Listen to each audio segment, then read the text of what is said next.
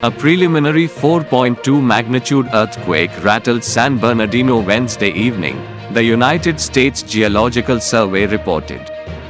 The temblor struck at 7:43 p.m. about 1.864 miles southwest of San Bernardino. No injuries or structural damage were immediately reported.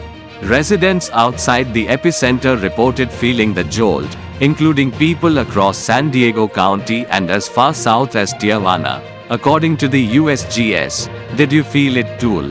The ground appears to have moved," the National Weather Service San Diego said in an ex post, adding that there was no tsunami danger reported.